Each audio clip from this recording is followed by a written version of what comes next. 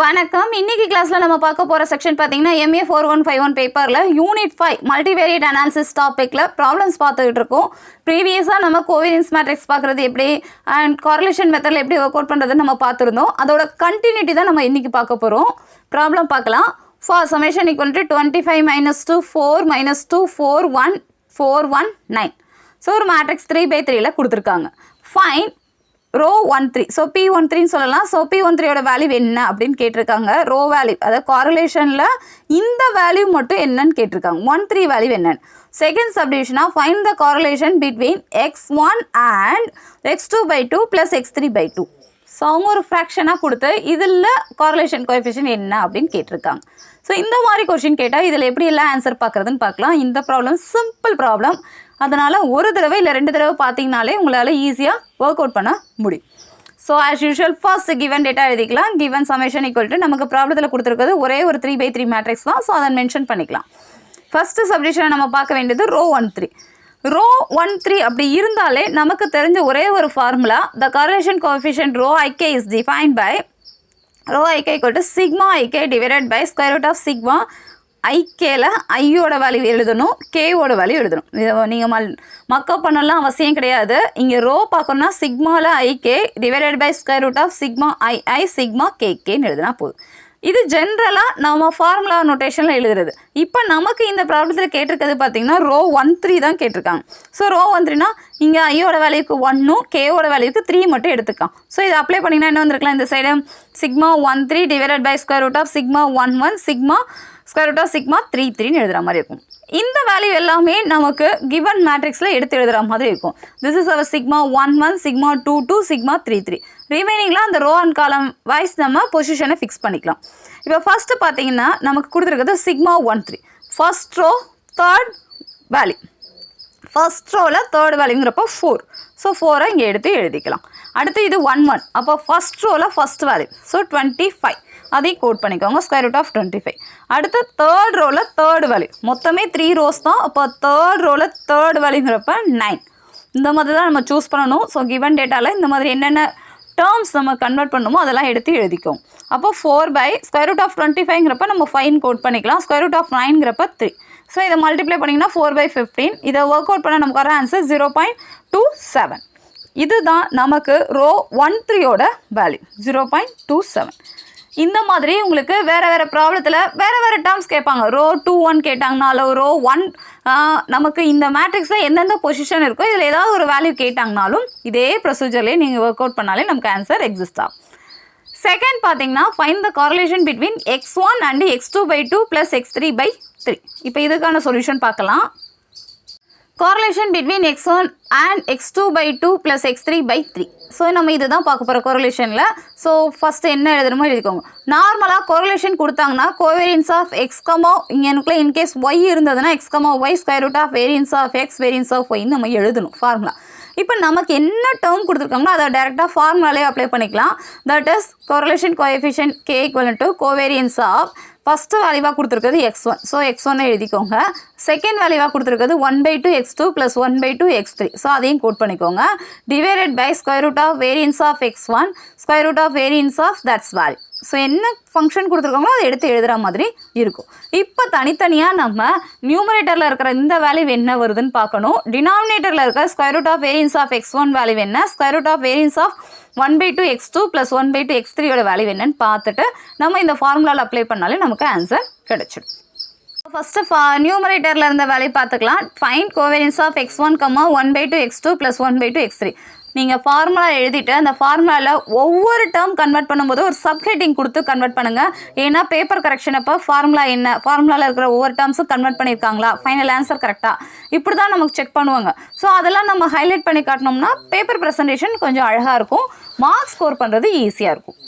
இப்போ covariance of x1, 1/2 x2 plus 1/2 x3ங்கிறத நம்ம எப்படி எழுதுனான்னா கோவேரியன்ஸ் ஆஃப்னு இருந்ததுன்னா E of x1 minus mu1 into that's value. First இந்த வேல்யூக்கு x1 எழுதும் போது E of x1 minus mu1. mu1 x1க்கு ரெலவெண்ட்டாக எக்ஸிஸ்ட் ஆகுது mu1 நம்ம எழுதுகிற மாதிரி ஆகும்.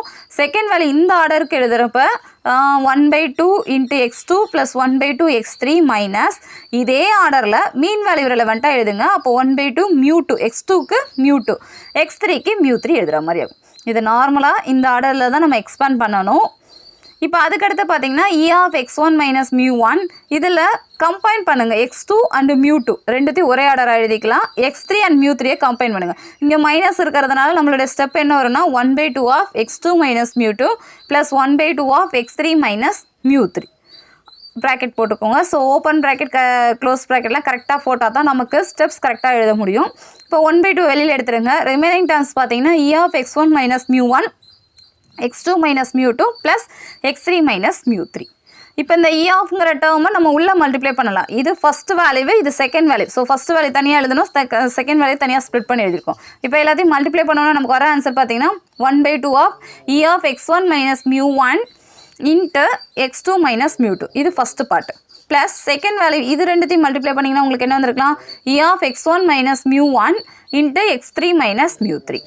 ஓகே, இப்போ இது ரெண்டுத்தையும் கம்பைன் பண்ணுறத நம்ம நோட்டேஷனில் என்ன எழுதுவோம்னா இங்கே 1 1 இங்கே 2 2ங்கிற ஆர்டரில் இருக்குது. ஸோ x1ஓட வேல்யூ 1 2 2, மியூவோட வேல்யூ 1 2 2ல் இருக்குது. அப்போ தட் இஸ் சிக்மா 1 2 இந்த ஆர்டரில் தான் நம்ம எழுதுகிற மாதிரி இருக்கும். எக்ஸ்பெக்டேஷனில் இருக்கிறத நம்ம நோட்டேஷனில் எழுதும்போது இப்படி தான் எழுதணும். இங்கே பார்த்தீங்கன்னா x1ஓட வேல்யூ 1 2 3 இருக்குது, மியூனோட வேல்யூ 1 2 3. இந்த ஆர்டர் எழுதணுங்கிறதுக்காக தான் நம்ம இந்த மாதிரி கம்பைன் பண்ணது. ஸோ இதை நம்ம நோட்டேஷனில் மாற்றணும்னா என்ன எழுதிக்கலாம்னா சிக்மா 1 3ன்னு கோட் பண்ண சிக்மா 1 2 ப்ளஸ் சிக்மா 1 3 இந்த மாதிரி எழுதிக்கலாம். ஸோ இப்போ இதனோட வேல்யூ நமக்கு கிவன் டேட்டாவில் தெரியும். சிக்மா 1 2னா ஃபஸ்ட் ரோவில் செகண்ட் வேல்யூ, இது ஃபஸ்ட் ரோவில் தேர்ட் வேல்யூ. ஸோ நம்ம கிவனில் எடுத்தோம்னா ஃபஸ்ட் ரோவில் செகண்ட் வேல்யூங்கிறப்போ -2, இது ஃபஸ்ட் ரோவில் தேர்ட் வேல்யூங்கிறப்போ 4. இதை ஒர்க் அவுட் பண்ண நமக்கு வராது 1/2 into -2 + 4ங்கிறப்ப 2. கேன்சல் பண்ண answer 1. Therefore, covariance of x1, 1/2 x2 plus 1/2 x3 ஓட வேல்யூ நமக்கு இந்த ப்ராப்ளத்தில் வந்திருக்க ஆன்சர் 1. இப்போ நியூமரேட்டர் வேல்யூ பார்த்தாச்சு. இதே மாதிரி இப்போ டினாமினேட்டரில் இந்த பார்ட் என்ன இந்த பார்ட் என்னன்னு பார்த்துட்டு இதில் அப்ளை பண்ணாலே நமக்கு ஆன்சர் கிடைச்சிடும். டினாமினேட்டர் வேல்யூ பார்த்தீங்கன்னா to find variance of x1. So square root of variance of x1 நம்ம பார்க்கணும் ஃபார்முலாவில். So square root of x1 variance of x1னாலே நம்ம டயகனலில் ஃபஸ்ட் வேல்யூவாக எடுக்கிற மாதிரி இருக்கும் கிவன் டேட்டாவில். ஸோ ஃபர்ஸ்ட் வேல்யூன்னு பார்த்தீங்கன்னா இந்த ப்ராப்ளத்தில் 25. ஸோ x1ஓட வேல்யூ 25. அப்போ நீங்கள் ரூட் எடுத்திங்கன்னா 5. And third to find square root of variance of 1/2 x2 plus 1/2 x3 இந்த வேல்யூ தேவை. ஸோ இந்த வேல்யூ தேவைங்கிறப்ப வேரியன்ஸ் ஆஃப் ஸ்கொயர் ரூட் கடைசியாக செக் பண்ணிக்கலாம். முதல்ல வேல்யூ மட்டும் பார்க்கலாம். அப்போ variance of 1/2 x2 plus 1/2 x3 நம்ம என்ன எழுதலாம்னா இதுக்கு ரெலவெண்ட்டாக நமக்கு தெரிஞ்ச formula variance of ax1 plus bx2 இருந்ததுன்னா ஏக்கு ஸ்கொயர் வேரியன்ஸ்னாலே நம்ம ஸ்கொயரில் தான் எழுதுகிற மாதிரி இருக்கும். ஸோ a ஸ்கொயர் இன்ட்டு 1 இருந்ததுன்னா சிக்மா 1 1 ப்ளஸ் பி ஸ்கொயர் இங்கே 2 இருந்ததுன்னா சிக்மா 2 2. அப்புறம் 1 and 2 இந்த ரிசல்ட்டில் கம்பைன்ட் ஆகிறதுனால ப்ளஸ் 2 times ஏபி சிக்மா 1 2. இந்த கண்டிஷனில் நம்ம எக்ஸ்பேண்ட் பண்ணுற மாதிரி இருக்கும். So variance of ax1 plus bx2 இருந்ததுன்னா a square sigma 1 1 plus b square sigma 2 2 plus 2 times ab into sigma 1 2. இங்கே நீங்கள் இன்கேஸ் இங்கே 3 இருந்ததுன்னா நீங்கள் அதுக்கேற்றபடி 3 3 1 3ங்கிற மாதிரி கோட் பண்ணுற மாதிரி இருக்கும். ஸோ வேரியபிளை பொறுத்து நம்ம ஃபார்முலா எழுதுகிற மாதிரி இருக்கும்.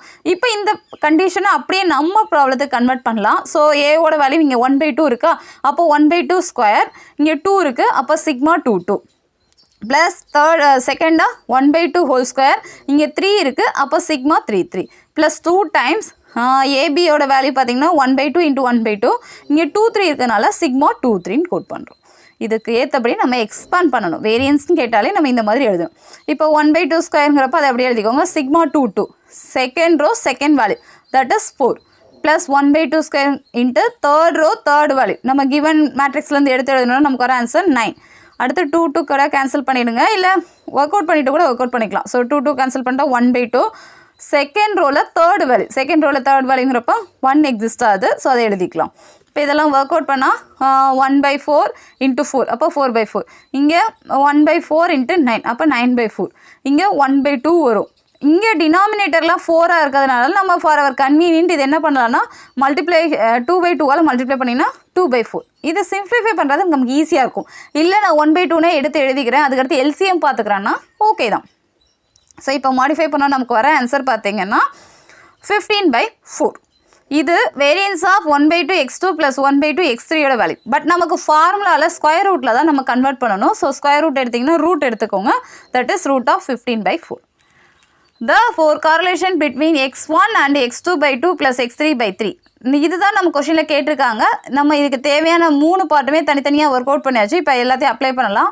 நியூமரேட்டர் வேல்யூ நமக்கு கோவேரியன்ஸ் வேல்யூ வந்தது 1 டிவைடட் பை செகண்ட் டினாமினேட்டரில் ஃபஸ்ட் வேல்யூ வேரியன்ஸ் ஆஃப் x1ங்கிறப்ப நம்ம ஃபஸ்ட்டே பார்த்தோம் 5. அதை எடுத்து எழுதிக்கலாம். 5 இன்ட்டு இங்கே வேல்யூ பார்த்தீங்கன்னா √15/2ன்னு எழுதிக்கலாமா? 4ங்கிறத 2ன்னு எழுதிக்கலாம். இதை மாடிஃபை பண்ணிங்கன்னா 2 மேலே எடுத்துக்கலாம். 2 × 5 × √5.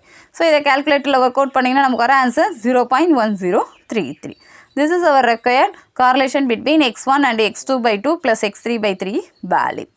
இவ்வளோதான். இந்த ப்ராப்ளம் எல்லாமே நம்ம கொஷின் தான் பெருசாக இருக்கும்னு நினைப்போம். பட் கான்செப்ட் பார்த்திங்கன்னா ஜஸ்ட் ஒன்று மேட்ரிக்ஸ் மல்டிப்ளிகேஷனாக இருக்கலாம், இல்லை ஏதாவது ஒரு ஃபார்முலா இருக்கும். அந்த ஃபார்முலாக்கு ரெலவெண்ட்டாக நம்ம ஒர்க் அவுட் பண்ணுற மாதிரி இருக்கும். ஸோ ஒவ்வொரு இப்போ 5th யூனிட் பார்த்திங்கன்னா மொத்தமே நமக்கு 4 டைப்பில் தான் நம்ம ப்ராப்ளம்ஸ் ஒர்க் அவுட் பண்ணியிருக்கோம். ஸோ 4 டைப்லேயுமே 1 or 2 ஃபார்முலாஸ் தான் நம்ம யூஸ் பண்ணுற மாதிரி இருக்கும். நீங்கள் எக்ஸாம் ப்ரிப்பேர் பண்ணுறவங்க ஜஸ்ட் நோட்ஸ் எழுதும்போது இந்தந்த ப்ராப்ளம் வந்தால் இந்தந்த ஃபார்முலா யூஸ் பண்ணணும். இந்த ப்ராப்ளம்னா இந்த ப்ராப்ளம் மட்டும் வரப்போகிறது கிடையாது. இதே மாதிரி வேறு ப்ராப்ளம் வரலாம். வாட் எவர் எப்படி வந்தாலும் இந்த மாதிரி டேட்டாவில் இந்த மாதிரி கொஷின் கேட்குறாங்க. ஆப்ஷன்ஸ் இப்போ நமக்கு தெரியல, find correlation coefficient between the terms இந்த மாதிரி கேட்டாங்கன்னா இதுக்கு ரெலவெண்ட்டாக என்னென்ன ஃபார்முலாஸ் யூஸ் பண்ணணும்னு ஷார்ட் நோட்ஸ் எடுத்துக்கோங்க.